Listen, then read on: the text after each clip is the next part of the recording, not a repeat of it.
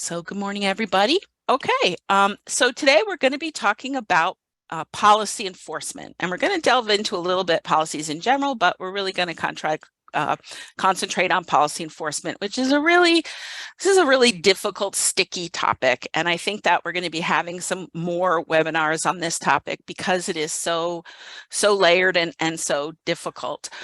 So this is really aiming to be more of an initial introduction to enforcement. So I called it "Don't Be a Policyanna" because I notice along the way that one of the and in my work in different libraries, that a significant bar to effective enforcement sometimes can be how or whether policies are enforced. So we're going to talk about that a little bit. For those of you, I think maybe a lot of you may know me, I'm Claire Mambiella. I'm the library law consultant here at the Library of Michigan. My background is I'm an academic law librarian. I also worked in some law firms. I have a master's degree in library science and a law degree. And when I worked in law firms, it was as a librarian. So my job at the Library of Michigan is to provide libraries across the state with legal information to help them understand legal issues that they face as libraries and as librarians, and to provide them with information that can help them determine an appropriate course of action, as well as to provide information that they can use with their attorneys. So this is my contact information. Please don't hesitate to give me a shout out or a call or an email if you have any questions. This is my disclaimer. Because we will be discussing legal issues today, I have to put out this disclaimer. Essentially says that we are providing information today. We are not providing legal advice, and I cannot act as your attorney. I simply can kind of provide you some advice, and that you should contact your attorney if you see yourself in a negative way in these presentations. You should definitely contact your attorney and discuss things with them. So I want to preface this slide by saying, okay, so, again, why are we talking about this today, and what are we going to talk about? Enforcement of policies, as all of you know, those of you who are library directors or library staff, is it's one thing to write down a policy, and it's one thing to write down an enforcement policy, and it's another thing to actually implement it on the ground. I think any of us who have worked in public libraries at the front lines have a really deep understanding of how it feels to have to walk up to a stranger and tell them that they're doing something wrong, or to tell them they have to stop doing what they're doing. And that can have varying consequences and varying levels of success.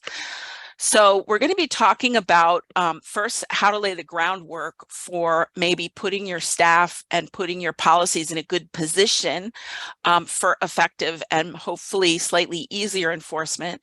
And then we're going to be talking about some specifics about enforcement itself, and some of the consequences that can result if you're not following some of these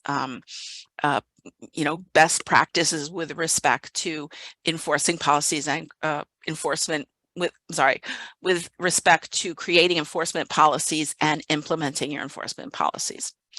So first of all, we're going to talk about creating good policies in general. Okay.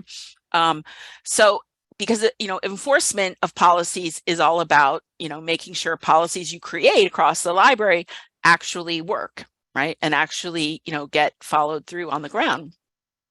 In addition, your whole enforcement scheme itself is actually a policy.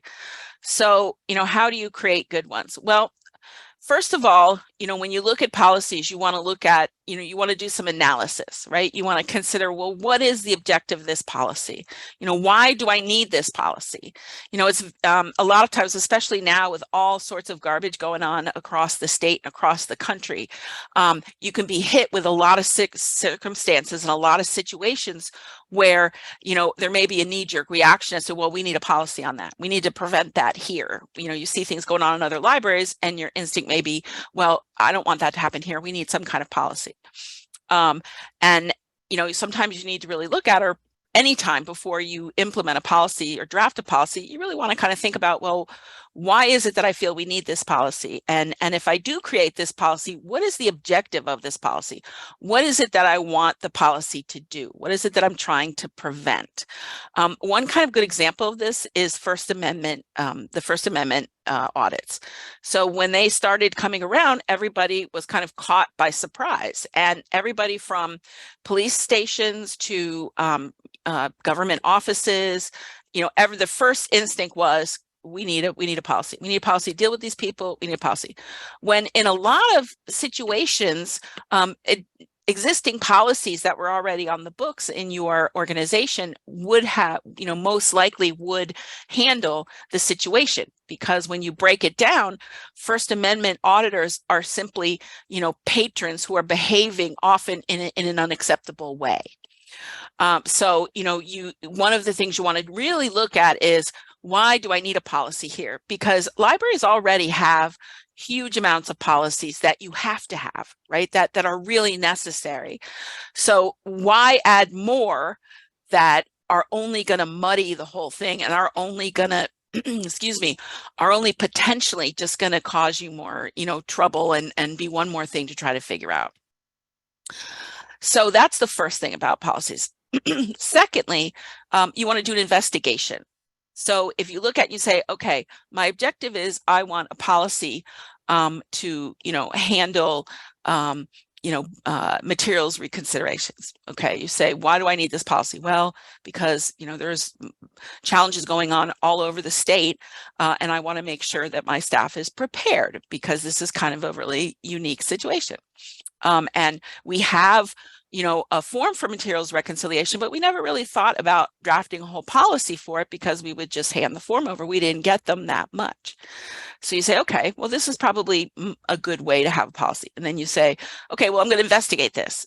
Do we already have a policy in place that we can either tuck this under and we can use the same policy, or do we have a policy in place that we could copy or we could modify that would work, a policy we already know that works?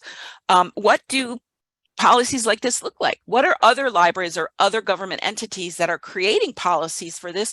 What do those policies look like? And very often, a Google search can show you different policies on new things that are happening, or, you can reach out to other libraries, or, us, or your cooperative director, because all of us, or MLA, all of us are also keeping kind of our finger on the pulse of what's going on. And when we see things going on like book bannings and stuff, one of our first things is, okay, how do we combat this? And we would look at a possibility of policies as well. So, reach out.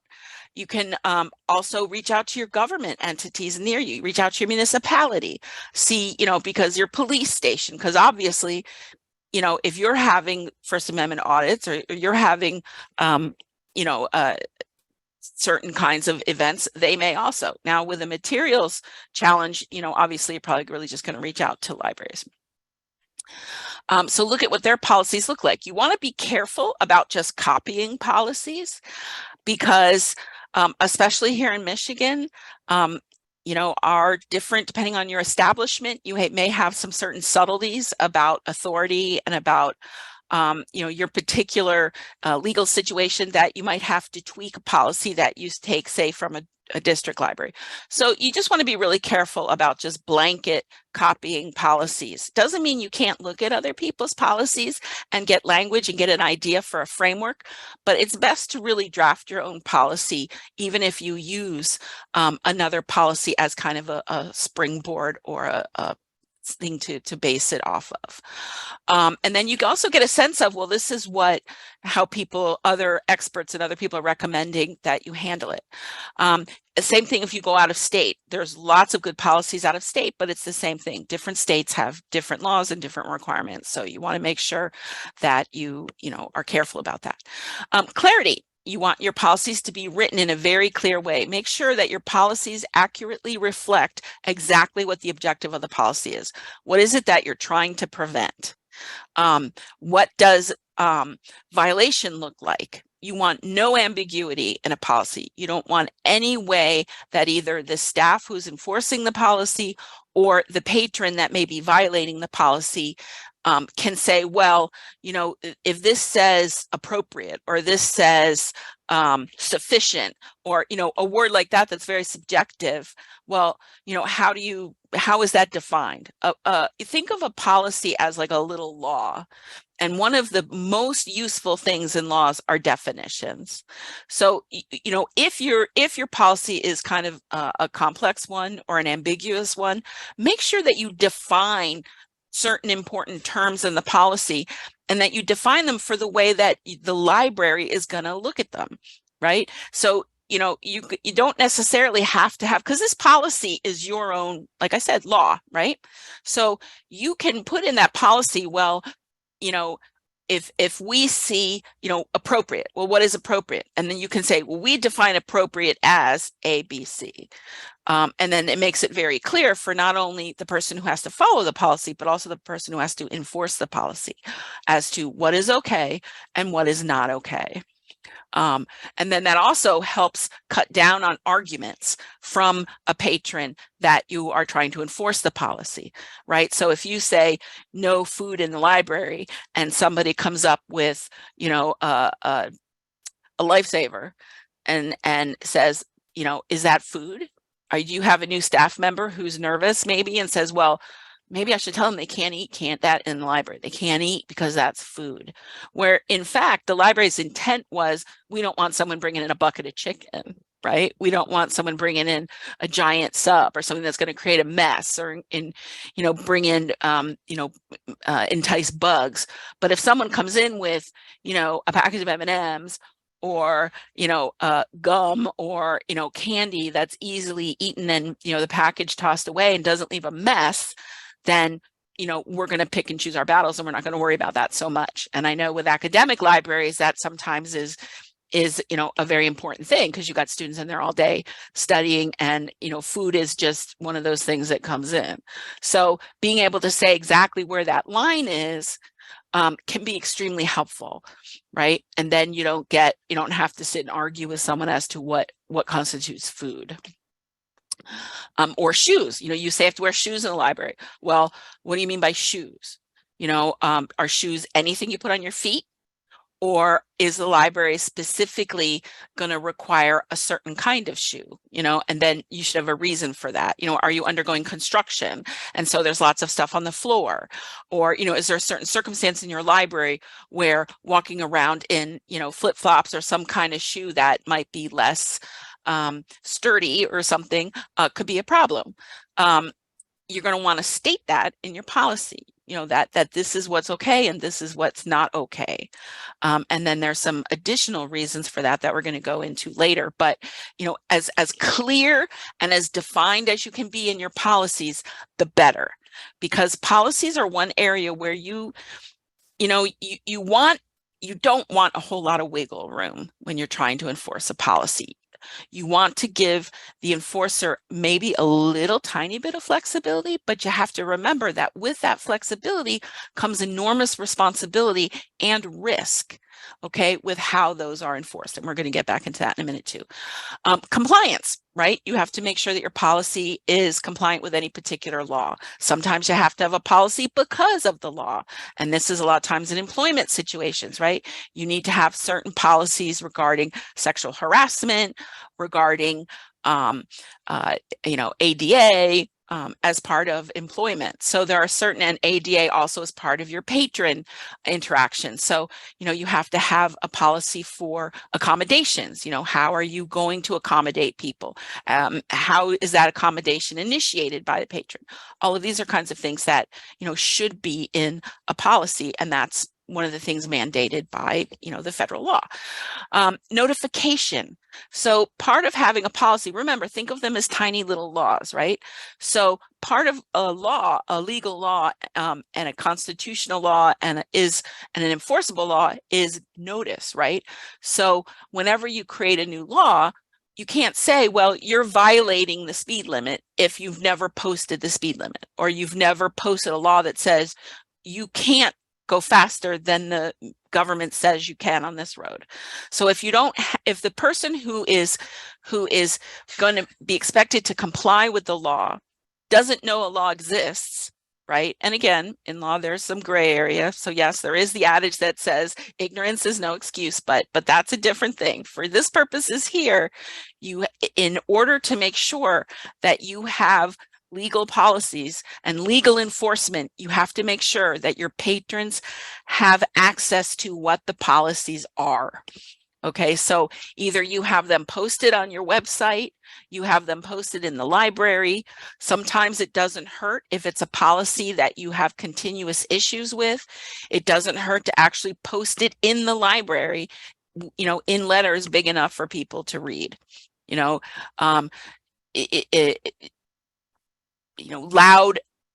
Loud sounds or loud noises, if or actually a really good one is any behavior that negatively affects the ability of others to use the library, is a violation of policy, or that is something that is pretty clear, right? If you do something that negatively affects other people's ability to use the library, then someone's going to come up and tell you to stop it. So you always want to make sure you have notification. And if you change it, you're going to want to make sure that any change is notified. So you send, if you have a significant amendment in a particular policy that may affect a large number of patrons, it doesn't hurt if you are already sending out a newsletter or emails to patrons to let them know about new books and stuff. Tell them about a policy change. Put a note at circulation. So when people go up and check books out, they see, hey, we've made a change to our policy. Want to see what it is? Go to the website. So that, again, people have been noticed that there's a change on the policy. They are now on notice that this has occurred. And if they violate that, then they can't really say, well, you never said anything about this. And then also, you have to make sure that your policy is enforceable, and that part of that is clarity. Part of that is making sure that it is very clear to the people, the patrons who are going to have to abide by it, and the staff who are going to have to enforce it. Again, what constitutes violation and what are the ramifications of violation. So this is what it looks like when you violate this policy, and this is what will happen to you if you do violate this policy. This is what we are going to do. Whatever your scheme is, whether you have a 1, 2, 3 scheme, whatever it is, you want to make sure that the patrons are aware of. So this is what could happen if you're on the wrong side of library policy. You always want to make sure you review and refresh your policies, right? You could create the best policy in the world, but if that policy is like 5 years old, it's time to review it. It doesn't necessarily mean you have to change it, but you always want to constantly review them because the law changes, right? How many of us would have anticipated, even 4 years ago, that we would be having all this book banning right now, right? So it's a good thing to just constantly review in light of what's going on, in light of changes in the law. Having more policies is not necessarily better. Having lengthy and complex policies is not necessarily better, right? As you want to make them as clear as you can to adequately obtain the objective that you're trying to do, right? You want to just make sure your policy does what, or has a good chance of doing what you want it to do. And it's always good to have your policy looked at by your attorney. It's very important that your library has an attorney. It's important they have an attorney who is experienced in dealing with libraries, with library laws. So for those of you out there that use your municipal attorney, I would strongly encourage you to at least find out about a library law attorney, have a phone number of one, so that if you have a specific issue, you can contact them on a case-by-case basis. You don't have to have a retainer with them, but it's really important that you have one. And if your board, pushes up against that, you are welcome to contact me. I'd be happy to talk to them, because having an attorney is something that is becoming more and more of an urgent thing now, and it's very worth the money. So that's my bid for having a lawyer. So let's talk a little bit about policy versus procedure. So policy, as I said, is like a little law, right? It's your rules and your requirements and your expectations. And a lot of times they're laid out in kind of a more broad context. Okay, no food in the library, right? No running in the library. No patron behavior policy. No activity that is going to negatively affect other people in the library or prevent their usage of the library or prevent them from exercising their right to obtain information. And then your procedure is the more narrow. Your procedure is actually the process that you go through to implement the policy. So, for example, you have policies on circulation, right? This is what we will, this is how we, you can check books out, right? This is who can check books out. But then your procedure to implement that policy can get a lot more complicated, right? It goes into your ILS, it goes into library cards and how you fill them out.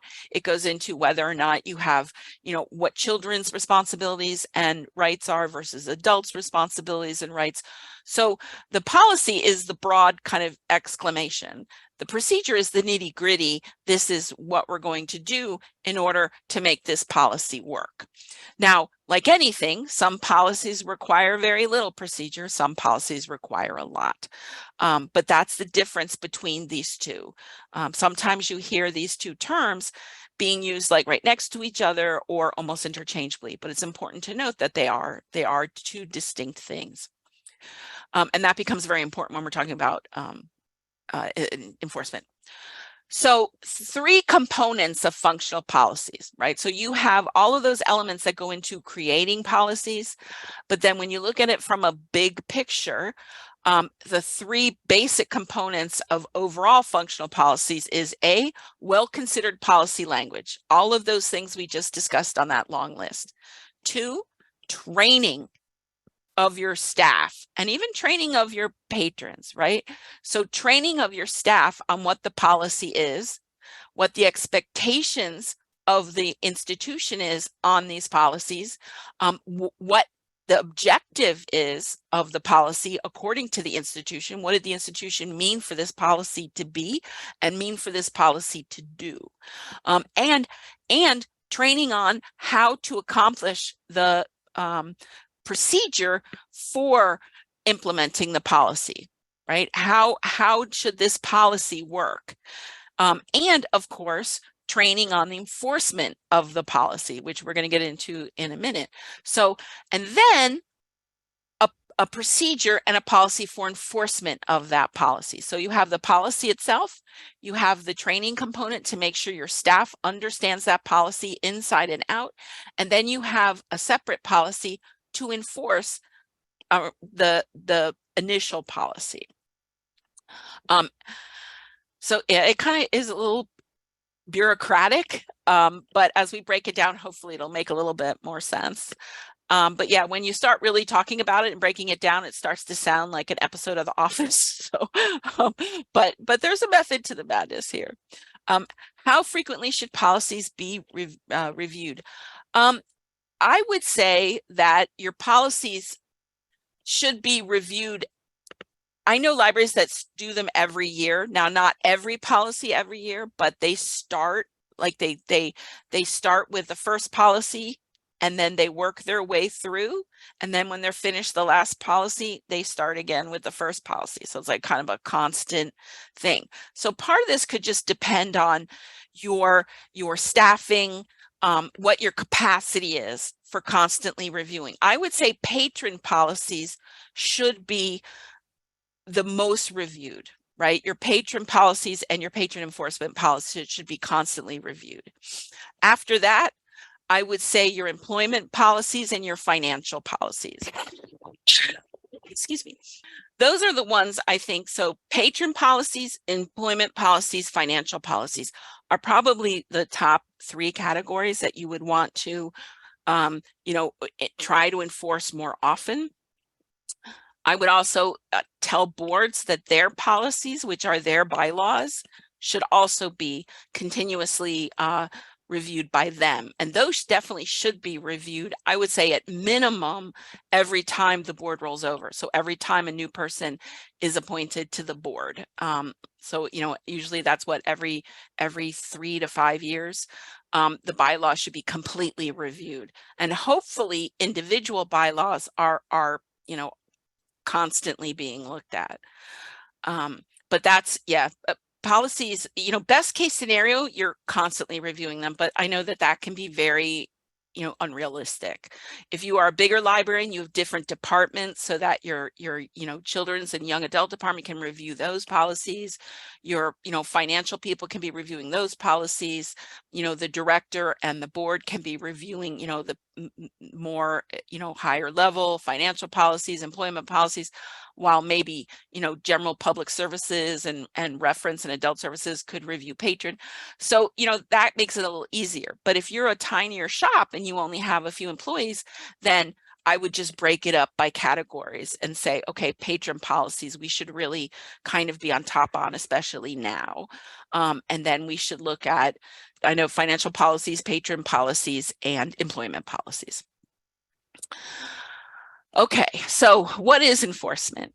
And so this is really just, the etymology of the word, which pretty much is talking about, force and strong, right? So it's really, enforcement really just kind of means to make someone do something. So when you're enforcing policies, what you're doing is, obviously, you're trying to make somebody comply with your policy. Why? Well, the reason why we enforce policies is you want to ensure that the library can fulfill its purpose, right? Because the reason you have policies is to ensure that the library can be efficient, can be safe, can make sure that everybody has access to what they need access to, or what they have a right to have access to information, to make sure that your employees are adequately taken care of, and that your employees are being treated correctly, to abide by the law, right? To abide by whatever laws are already existing. And so enforcing them is kind of the same thing. You're enforcing so that the library can fulfill its purpose and can abide by procedures it's already put in place for that.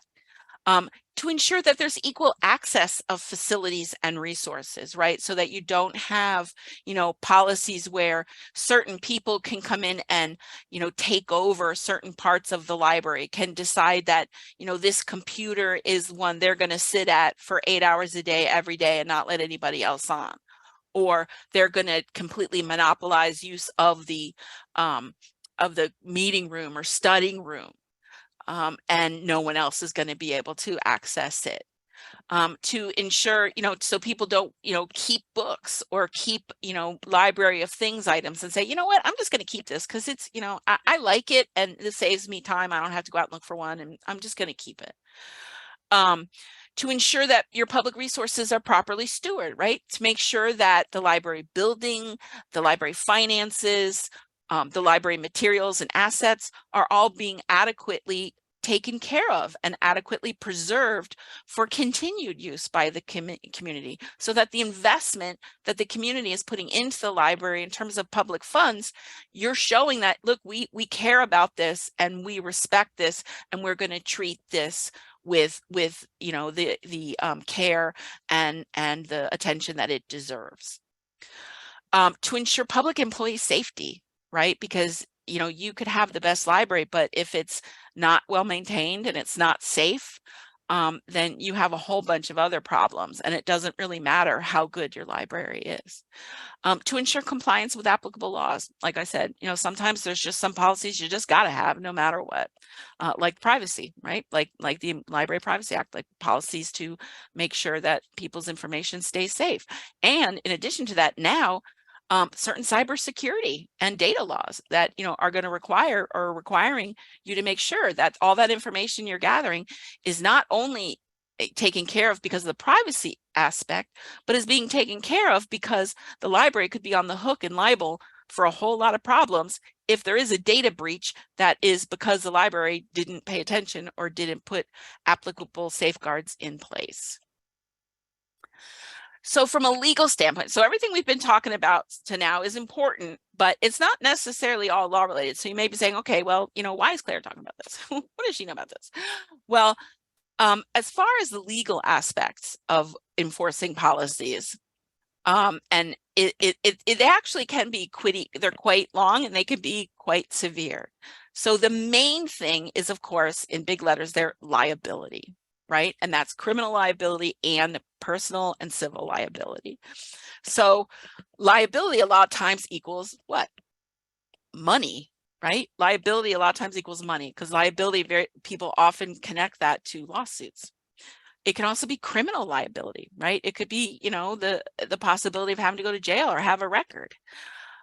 So the reason to enforce policies is obviously, you could have liability for failing to comply with state and federal laws, and that could be anything from the privacy stuff we just talked to ADA, to equal rights. There is, things like Section 1982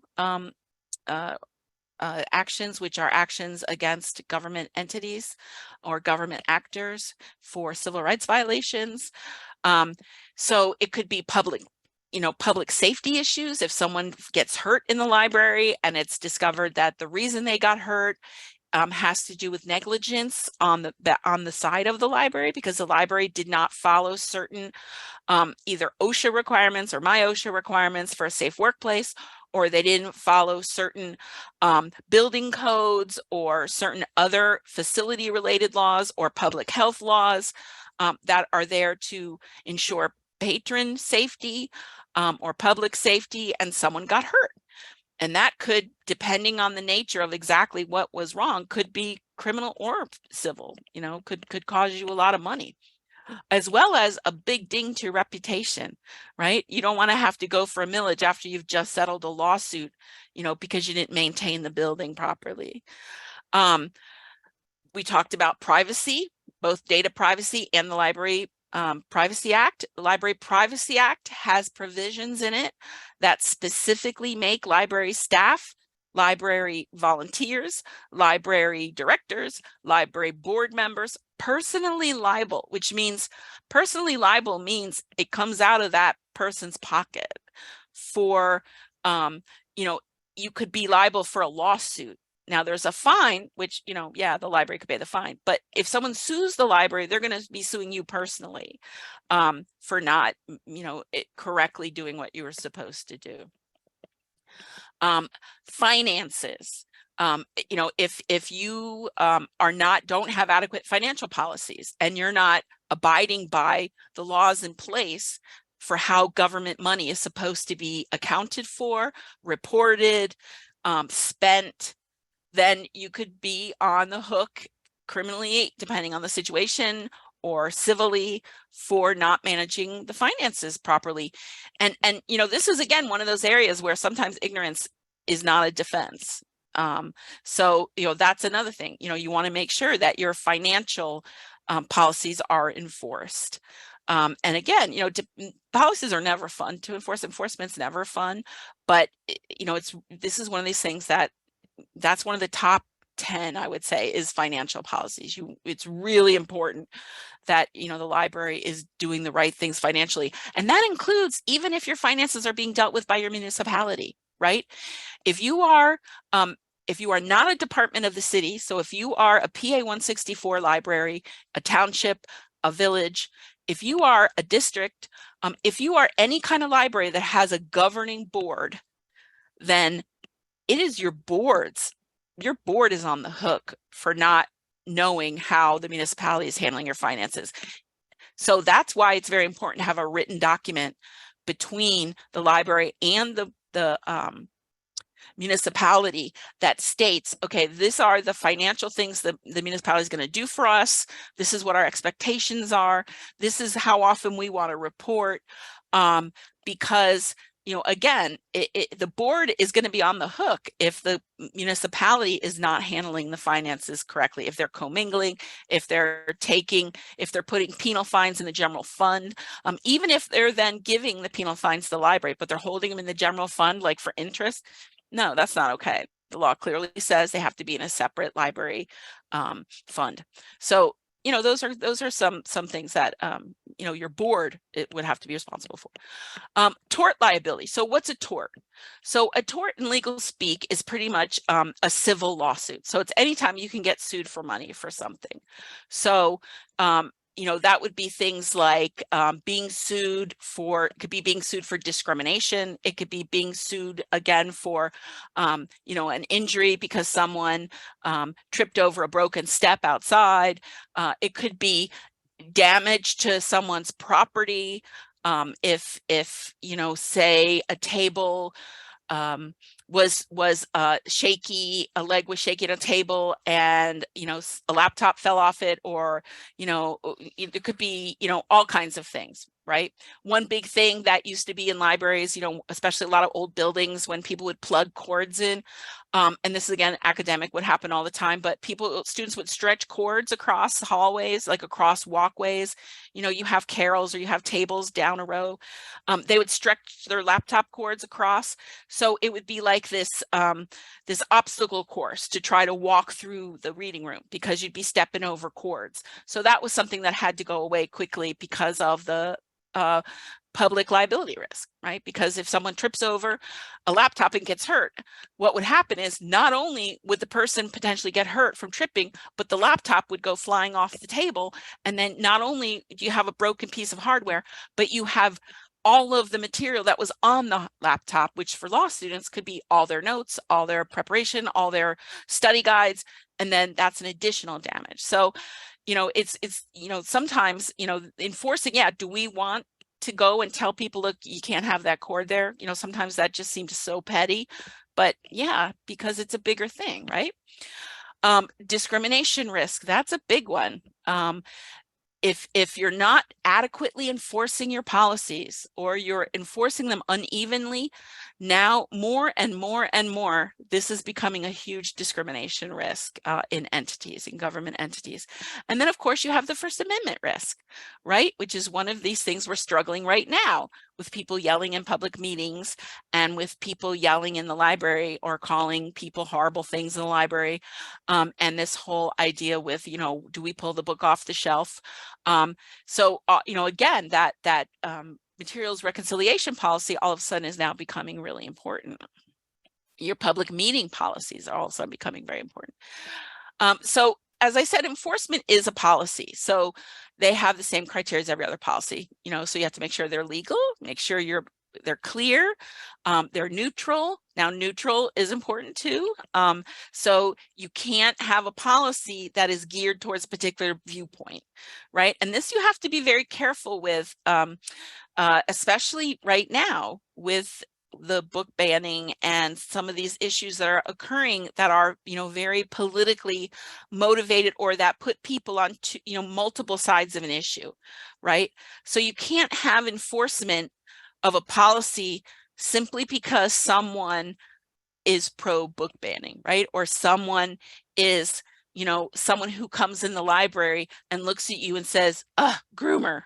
You know, you can't enforce a policy against them just because of that, right? You can't have a policy that is specifically aimed towards a particular viewpoint, right? A policy has to be content neutral. It has to be applicable to, you know, someone regardless of what their viewpoint is, right?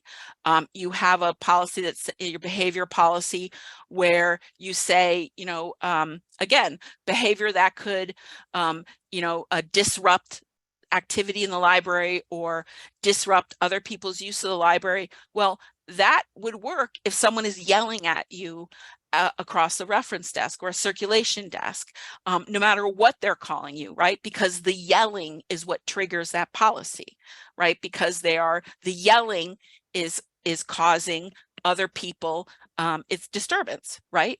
But if someone comes up to you and in a normal tone of voice says something horrible to you, there's a limit as far as external enforcement. But you can, a library staff member absolutely can say, you know what, I would be happy to help you as soon as you figure out and you determine, you know, what it is that I can help you with. Until then, I'm just going to walk over here and work on some stuff and turn around and walk away. Or you can say, I'm sorry, I can't help you right now, turn around and walk away. Every library that has staff should have a policy and a procedure for enabling that staff member to get out of a difficult situation where they're being abused, right? Where they're being verbally abused, because there really is nothing that the library can do from an enforcement standpoint because of constitutional issues. But you can enforce behavior. So if someone's yelling, if someone is leaning towards you, if someone is approaching the desk, that's different. If someone's, kind of in a threatening manner, then yes, absolutely, you can, enforce your behavior policy. But if someone is just talking to you and saying horrible things, and maybe they're saying horrible things about the LGBTQ community and don't realize that maybe you are a member of the LGBTQ community, which is an incredibly traumatic thing, then your staff should have the ability to back out and walk away. And maybe it's, I think my director would be very interested in talking to you, or very interested in this. Turn around and go get your director. So there should be some way to permit someone to back out of a situation that is traumatic. But they have to be, you can't have policies that are specifically geared towards specific viewpoints. And unfortunately, that includes viewpoints of pro-book banning and anti-LGBTQ. You have to make sure your policies are evenly applied so that everybody's treated the same. We're going to get into that more later. You have to make sure your enforcement is practical, right? So if your enforcement includes an action that nobody is going to do, right? Or involves an act that may not be legal to do, like physical restraint, or isolation, then those are things that you have to be very careful about. And you may not be able to say with a minor, you may not be able to say, well, we're going to hold them here until the police come. That may not be possible, right? That's something you'd want to discuss with your attorney, or contact your local law enforcement and ask, can we do this, and how do we do this in a safe way? Again, there are certain things that other entities like schools have the ability to do that libraries do not have the ability to do. If you have a security guard, this is also something you're going to want to discuss with them. If you have a security guard, your enforcement policy is something that should be collaborative between you and your security personnel, particularly if your security personnel is from another company. Like if you hire a security company to do your security work, rather than like hiring an individual employee, then depending on what the contract between your entity or the municipal entity, if the municipality hired them, depending on the contract under which they were hired, there are probably certain things that they can do and certain things they can't do. So you need to really coordinate with your security people when you're talking about enforcement policies, so that there's not a misunderstanding, right? Which I have also seen in my years of working. You want to make sure one hand knows what the other hand is doing. And that's really important. Also, if you are using staff to enforce policies, which, let's face it, almost all of us are, including Library of Michigan, it doesn't hurt to involve those frontline staff in the development of the policy. Now, it doesn't mean the staff would drive the bus, but maybe once a policy is drafted and you have a first draft of a policy, maybe you run it through the staff, or you run it through a few representatives of the staff, and not even just the managers, but actually frontline representatives, including if you have staff that work in an isolated situation, like you have staff that work at night, or you have staff that work on the weekends when there may be no higher management there. If that's a situation, you definitely want to make sure that they are somewhat involved, because often those folks have some very unique situations and some very unique perspectives on what works and what doesn't work on the ground. So that is, I have learned over the years that is invaluable. There's nothing worse than the policy or enforcement procedure that you think is great, and then you find out nobody's doing it because of an obvious thing that you just didn't know, because maybe you're not working on the floor anymore, right? Or you're not working at the same time. A lot of us think, that because we've been working for so many years, in terms of like management or that, we've experienced that. We know that. And a lot of times we do know an awful lot, but you know what? Libraries are one of those things that as soon as you think you know everything, something new walks through the door.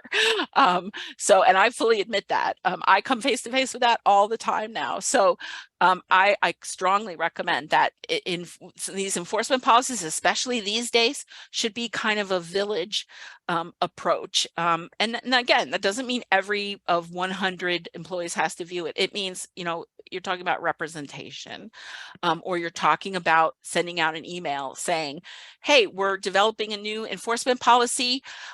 Is there anything that anyone has experienced that you'd like to see in this policy, or you'd like to see this policy address?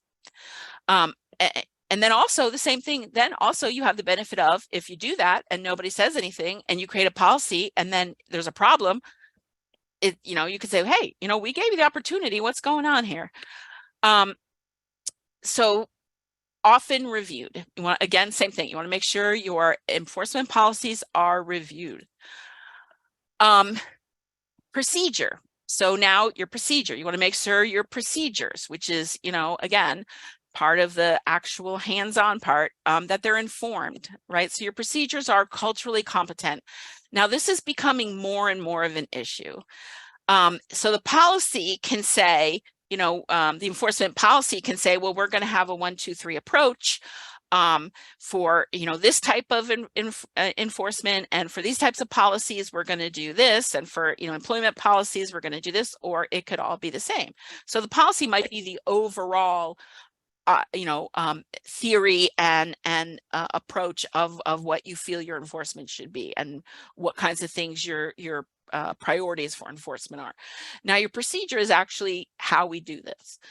So one of the issues with informed enforcement is, as we have been delving more and more into DEI issues, we're finding that there are a lot of practices that I'm a white cis woman, she, her, hers. There's a lot. I grew up, so I'm tail end of the boomer generation. Yeah, I don't, it's like a, but very end, right? So I was born mid-60s, very, very end of the boomers. So it probably in a workplace, you have a mix of boomers, Gen X, Gen Z, maybe, and each of these groups have slightly different ways of thinking about things, different eras they were raised in.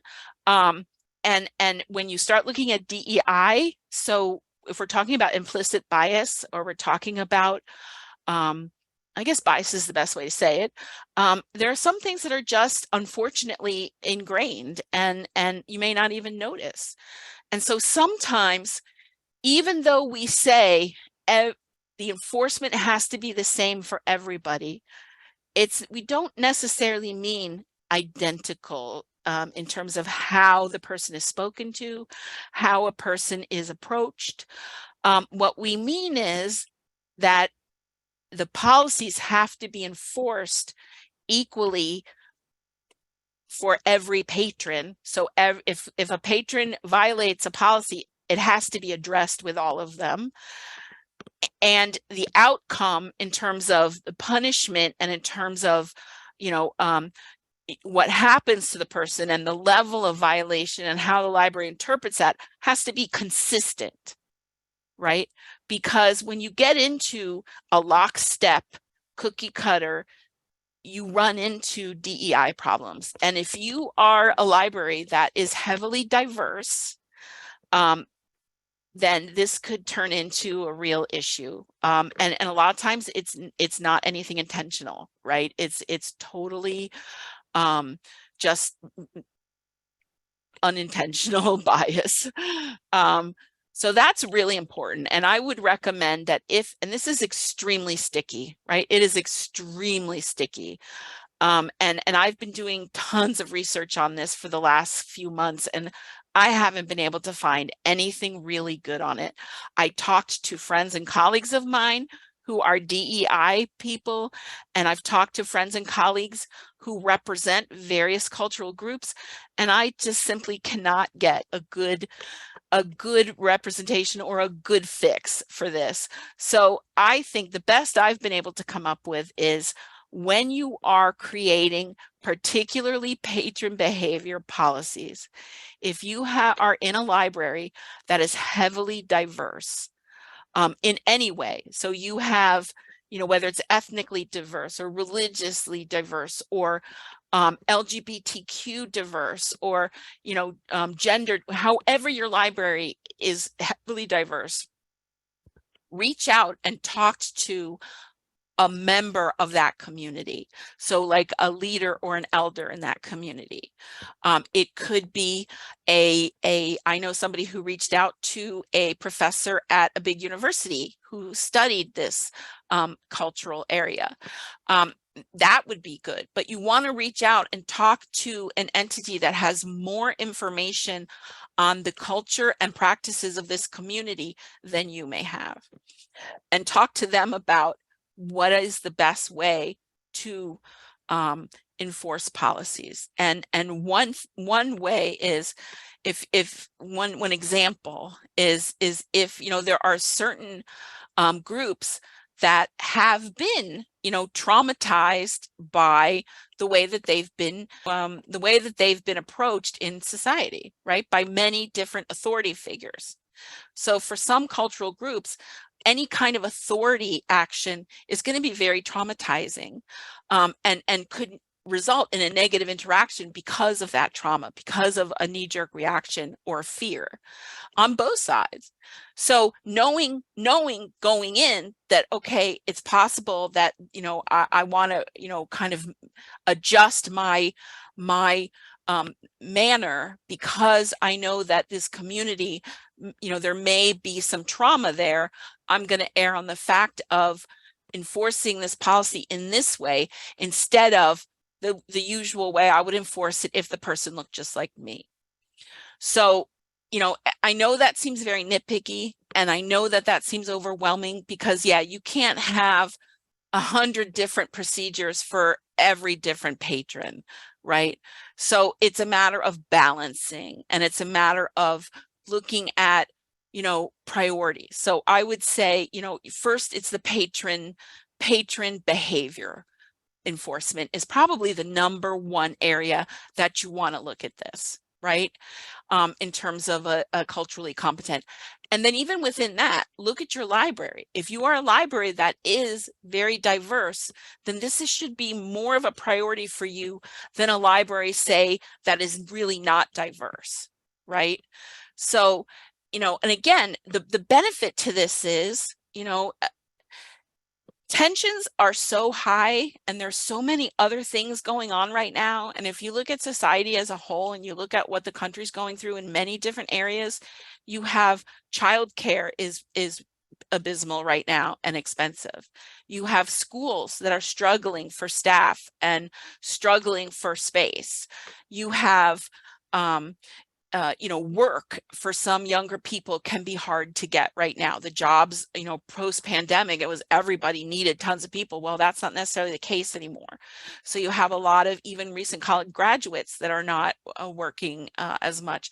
So, you can have, looking at all of these different factors, people can be on very tight strings, right? People can be very, very anxious and very kind of tense right now. And so the possibility of lawsuits, the possibility of being recorded and posted on TikTok or posted online in a way that makes your library look really bad, the possibility of someone calling you, names that can be very traumatizing to librarians and to people behind the desk can be high.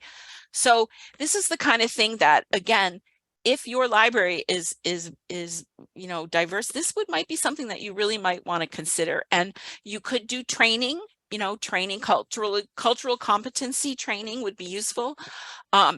DEI training is a given, but DEI training may not always really address things like cultural competency, like specifics. of how certain history and certain things have really kind of shaped how a particular group reacts to things. So understanding, why appearing as a very tough authority figure could trigger someone, and even it can be just as easy, could be just as simple as also knowing how to deal with certain ages, right? So talking to an adult in most instances, like someone who is like over their 20s is going to be different than talking to a teenager or a child, right? So, teenagers have very specific kind of things going on that the way you approach a teenager may not necessarily be the same way you approach an adult with success, right? So that's another kind of training and another kind of diverse thing that you might want to look into if you have a library that has a high level of teen usage and maybe that is experiencing constant trouble with some of these teens. Your procedures need to be clear, right? The staff should have no question about what it is they're supposed to do and when something is violated, right? The minute that there's ambiguity, you have the necessity for judgment. And again, depending on your staff and how well trained they are, judgment may be a big problem that gets you into trouble. Not because your staff member is not good, not because your staff member is not a good person, but because, again, we're all fallible and we all have certain biases and we all make mistakes. And we all have just different personalities, right? So understanding what the library expects in terms of how you approach something and how you enforce something, even down to the level of your voice, right? And even down to your body language, can be very important. It has to be straightforward, right? So your procedure needs to be really straightforward. And the more complex the procedure is, the more absolutely straightforward it needs to be. You want to make sure it's legal. Again, we talk about things like restraint or putting your hands on somebody. That's usually a big no-no in terms of, preventing someone from leaving. Although there can be some shading here. What if the person is a minor? Right? What if it's a young minor that gets left in the library and you're trying to address that and the child is scared and tries to run away? What do you do in that situation? So, again, there are shades of gray here depending on the individual situation and the person who is the alleged violator. Consistent. So even though there are issues that may require some slightly different actions, you want to make sure everything is consistent. So for example, if your staff is, if some people are always greeted with a smile and, hey, you shouldn't be doing that, got it, hey, I'm going to get you. And then other people are constantly, hey, what are you doing here? If there are parts of your, if there are different staff members that are, have different styles of enforcement, that may be something to address, right? Because you don't want a situation where you have one staff member at one shift who is, he lets everything go. He's very lax. He is, he's a sweetheart. He's not gonna, he's easy. He lets everything go. And then you have another staff member at another shift who, they're the hard ass. Right? She's so mean. She doesn't let anything go. Well, that's a problem. It's a problem on many levels, but it could be a legal problem, right? It could be a liability problem because now you're treating people differently, right? And you don't know why, but again, appearances matter. So you want to make sure that your staff is consistent. And yeah, sometimes that sucks because sometimes, none of us like to be the police, right? And sometimes you see a situation where it's a violation, you're like, that person's having a hard enough day and they're not causing any trouble. But that can have ramifications down the road, because what if that person who is having a tough day and you're like, I'm just going to let him go and be nice. What if that person's, white? And then what if the next person you enforce it against is a Black person, or is a brown person, or is a Hispanic person, or is a LGBTQ community? How does that look for your library? It doesn't look good at all, right? And the same with the opposite, right? And so even if you don't intend that, and even if you don't mean that, nowadays looks can be the kind of the spark that creates a giant controversy. So, you know, consistency is important, and that's something, again, that you make sure your staff is trained in. This is our policy. This is our enforcement policy. This is our philosophy of enforcement. Now, your philosophy of enforcement could be, hey, you know, if someone's just eating M&Ms and we have a no food policy, we're going to let them go, right? If, you know, but you can build in mitigation, and you can build in, you know, some, I don't want to say leniency, but you can build in reasonableness, but you have to make sure you're consistent, right? It can't be people just determining on the fly who gets enforced against and who doesn't. Now, one determiner can be, well, you know, okay, I think that person's doing something wrong, but you're not sure. So if you can't absolutely verify that someone is violating the policy, then that would be a reason to not enforce it. You could, again, depending on the circumstances, not related to, diversity, not related to what the person looks like or what the person is saying or what, but you could just, depending on the facts of the situation on the ground, you could go up and remind the person of the policy. I've done that. I've seen, hey, just want to let you know, we don't permit cell phone usage or cell phone conversations in the reading room, but you can certainly take it out to the hallway because it can bother other people. So if you want to make a phone call, please do, but please, take it out to the hallway, because it could have been that someone just looked like they were dialing number or they held it up to their ear, right? And you don't know. So, or you have someone who comes and complains about another patron, but you don't see them doing anything wrong, right? So there are, depending on the facts on the ground, situations where you could tread a very careful line. But, again, when it comes to absolute enforcement, you want to be very careful of that consistency piece. Okay, let's talk about types of enforcement. So there's two types of enforcement. You have passive enforcement and active enforcement.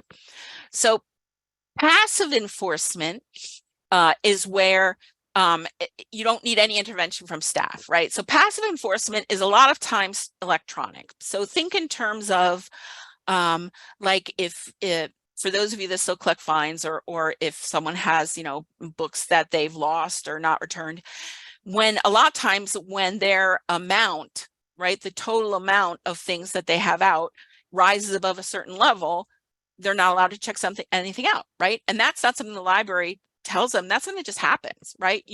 And I'm ashamed to say it's happened to me because of children.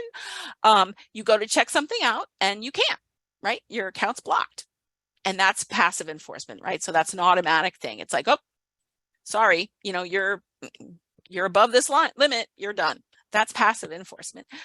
Active enforcement. So active enforcement obviously is where you need intervention from staff or your security guard in order to enforce the policy. And that's a more traditional form of enforcement. So as we've been talking, some enforcement pitfalls, and some of these we've talked about. You have subjective enforcement, which is where you either the person enforcing either doesn't quite understand what the policy is and what the trigger for enforcement is, or there's ambiguity in the policy that allows the person to make a lot of judgment. So like I said, if you have something that says appropriate, right? Appropriate behavior is expected at all times. Civil, okay, that's one. Patrons are expected to behave civilly. Well, what's civil? Right? If you haven't defined that in your policy, that's so objective. What's civil to one person is not civil to another. Obscenity, right? That's a big issue we're all dealing with, because obscenity is very subjective, right? And it's very complex in the legal world. So, how do you really define what's obscene? Right? If you even noise, even if you say loud, well, what's loud, right? Is, sometimes you hear kids, with, they have their AirPods on and you can still hear the song if you're sitting next to them, but you can't hear it, a few feet away. Well, again, what's loud? So this leads to subjective enforcement, where you have, people, staff or enforcers saying, well, in my view, this is not appropriate, you know, and that's one of the problems you have with rules against like verbal harassment, right? Or even harassment, because what's harassment, right? You have to define these policies, these terms in your policies, so that when you approach someone and say, I'm sorry, but you can't, we need you to stop saying that, or we need you to cease that language, and they say, well, who says? And you have your policy that addresses it, that specifically defines it. Now, that being said, again, I use that as an example, but I would stay away from a policy that in any way limits speech, right? What someone says, limit how, right? So you can limit how they say it. You can limit volume. You can limit body movements. You cannot limit speech. You cannot. I have read so many cases on this recently. Someone can call you the worst name in the book, and you cannot limit speech.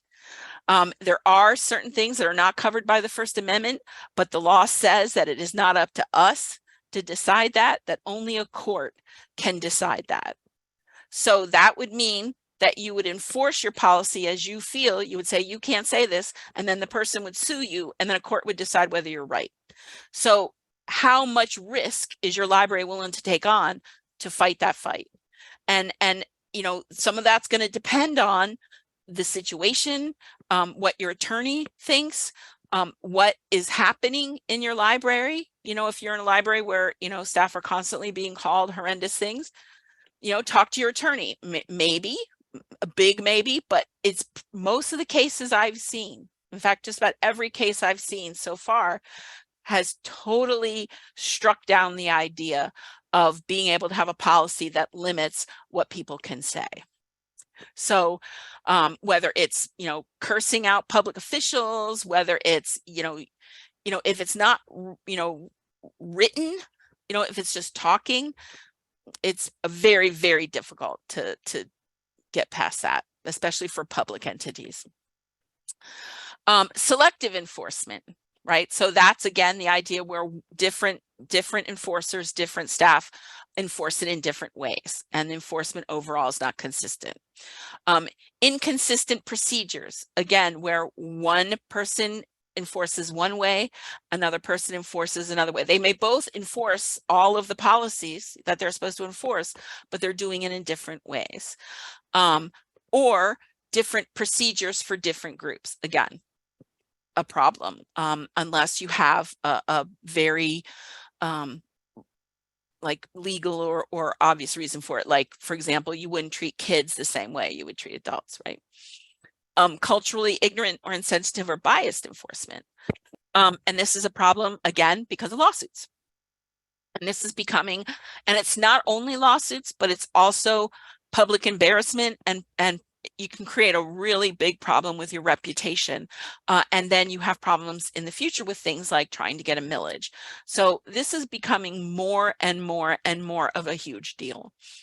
So this is something, again, I would really talk to your attorney about, and I would really consider looking at some of your, at least your patron behavior policies. Again, look at the demographics of your library. Lack of training. So staff who were never told or never trained on how the policy should work and how appropriate enforcement is. How do you deal with someone who is in a confrontation with you because you're telling them that they cannot, eat a bucket of chicken in the library? What is, or they can't, keep bothering the young lady who is at the computer. How do you, approach this, and how do you talk to somebody, and how do you recognize signs of someone who is really about to blow their top? How do you de-escalate a situation, and how do you have difficult conversations with somebody? How is it that someone can be the naysayer, be the bad guy, so to speak, of coming to enforce policies? How can you get staff trained in order to learn how to manage these situations in a way that does not cause constant controversy. And then, of course, emotion is another way, right? Emotions, for lots of reasons, get high. It could be because you know the person. It could be because the person there's already some bad feelings between the person who is causing the trouble and the staff member. If it's a small town, it could be knowledge of, well, this person is always like this and you should see their yard, and there could be all kinds of things, right? That creates emotion. And again, bias could be one. And so it's a matter of training to help the people who are doing the enforcing learn, this is how I keep my emotions in check. This is how I approach this situation professionally and calmly as a way to de-escalate some of this. So why is enforcement so hard? And we've talked a lot about this. Again, enforcement creates uncomfortable situations, right? And it can be scary. Bias, again, ambiguity. I cannot emphasize this enough. If badly written policies and badly written enforcement policies. Lack of support. We've talked about lack of training, lack of support. So lack of an administration that when an employee makes a mistake, if you have an administration that is very punitive, so someone makes a mistake and they immediately get written up, or they immediately get yelled at, or they're immediately in trouble, without, say, looking at, well, what was the situation and why was this mistake done? And let's use this as a way as a teaching moment to make the situation better, to help you learn how to do it right. Effective management, so that if a staff person is enforcing a policy in an incorrect way, a manager knows how to step in and help the situation without undue embarrassment of the staff member. Knowing that a staff member can go to the administration and say, hey, I had this really uncomfortable situation and I didn't know what to do. How can I know? What should I have done? Without fear of repercussion, without fear of, oh, you did that wrong? Oh gosh, what are we going to do? So, the support of the administration or of the managers to the staff that have to do this work is really important, because someone is not going to want to enforce policies if they know it's like a sword dangling over their head, that if they make a mistake, they're going to be in trouble. Or if they make a mistake, oh my God, the library is going to get sued, right? So it's important that, staff have this safety net and this safe harbor, that if they make a mistake or if they have a question, they feel like they can go and get their question addressed. Or if they see a problem with the policy, if the idea of the proper enforcement and the proper policy isn't working and it just doesn't work on the ground, that the staff member feels comfortable addressing that. Again, lack of clear guidelines. And one other thing I want to mention here is documentation. So here we have components of effective enforcement. So again, we've talked about notice. Everybody involved, staff, patrons, should know this is what happens if you don't comply with library rules. This is what the enforcement policy is. Could be 1, we're giving you a notice. 1, you get a verbal warning. 2, you get a written warning. 3, you're going to be asked to leave, or you're going to be, whatever the appropriate punishment is. If you don't want to be that involved, you could say, okay, number 1, you're getting a verbal warning. Number 2, you're out. But you want to make sure that the patron understands what the procedure is. You want to make sure that when someone approaches for enforcement, they identify what is the violation. They, not just say, hey, you're doing something wrong, we're going to ask you to leave, but say, what is the violation? This is what the problem is, and this is why. And then a warning. We're going to tell you, look, hey, we're notifying you, we're letting you know, that policy we have that you know about, well, you're breaking it. And so we're going to give you a warning. This is a problem. We're going to give you a chance to make it better or to stop. But if you don't stop, we're going to follow through. So follow through means that after that warning, if the person continues, well, now it's the harder step of now you have to go follow through and actually implement whatever the ramification is, whether it's some kind of note or some kind of letter that, okay, we're going to ask you to leave, whether it's, hey, we're going to be filling out this incident report and we're going to be sending this through to the director and the board to make a decision on what should happen. Again, it depends on the severity of we're going to ask you to leave for the day. And the security guard, or here, I'll help, I'll stay here while you gather your things, and I'll walk you out. Documentation. If you don't have incident reports, please implement them.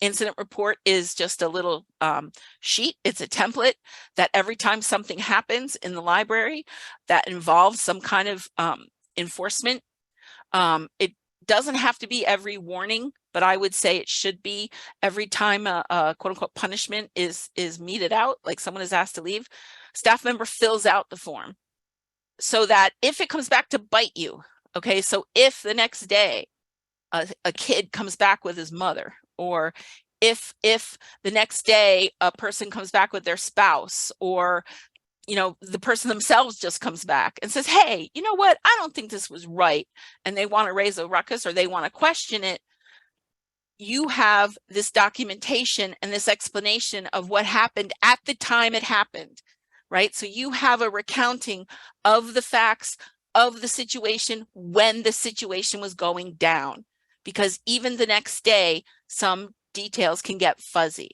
So having that information at the time it's happening can be extremely valuable. It also gives the staff member a chance to say, this is the, quote unquote, the evidence, or this is the information I had that led me to believe they were violating this infraction. Here's other staff member that saw it. It gives a really nice listing of information and backup for, say, the higher administration to review and to have when the situation gets to them. Because otherwise, they only have people talking to them. This is what this person says. This is what this person says. If they have it, this nice little document of when it happened, I think it gives them, a little bit more information and more evidence to kind of investigate more thoroughly and maybe a bit more fairly of what really happened. And it can help you later if this all turns into a lawsuit. And then, of course, an appeals process. So if you ask someone to leave the library and they come back the next day and say, hey, then part of the appeals process would be, let me have you talk to my boss. You can talk to the director and you can tell your whole side of the story. Here's the documentation from last night. If there's security footage, whatever, here's everything. And the director can talk and make a decision. And then if the director's decision is not adequate, or not, I don't mean adequate, but is, let's say the director's decision, the person still is not happy, they can then appeal it to the board. And then the board would get all the documentation and the security footage or whatever, and then the board would make the final decision. So that's another reason to have as much concrete factual documentation as possible, because that way, if it moves up the ladder, again, all of the facts remain consistent, and there's enough information there for everybody to kind of look at and get a good sense of what was going on. So it can be protection. And so we just talked about this, about what follow through was. So let's talk about what a good enforcer is. So when you're training staff to be a good enforcer, or you're talking to a security guard, here are some of the good characteristics of what what you're striving for in having a good enforcer. Someone who understands both the letter and the spirit of the policy. So what do we mean by that? Well, in the law, there's the letter of the law and the spirit of the law. So you may have heard that. So the letter of the law is what it says, right? But then the spirit of the law is what the intent was. So what problem is the law trying to solve? So you can enforce things to the letter, right, which is a very strict way to do it, or you enforce things to the spirit of the law. Now, again, this gets to be a little gray, right, which can be sticky when you're dealing with enforcing in a public library. But this is also where some of flexibility, a small amount of flexibility can come into it. So if you have a staff member that really understands, okay, here's the policy, right? Here is why we have that policy, right? So here's a little bit of the history of that policy.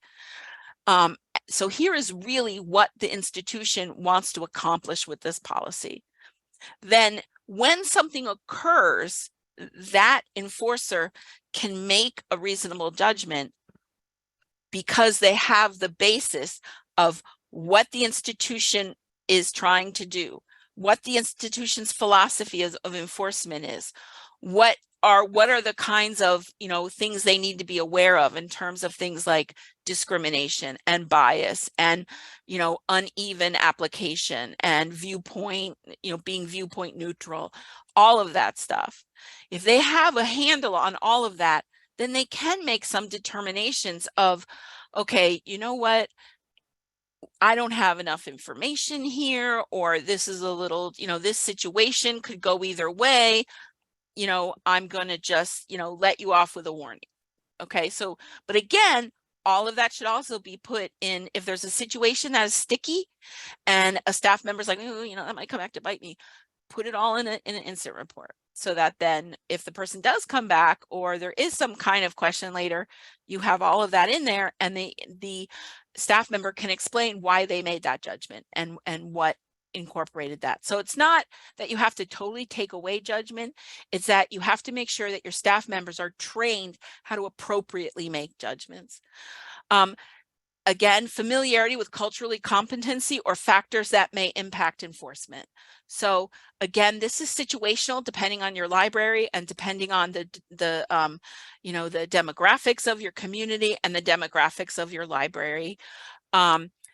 The ability to de-escalate tense situations. Now, this can be accomplished through training, right? There's really good training on WebJunction, there's training on niche, and there's other training on de-escalation.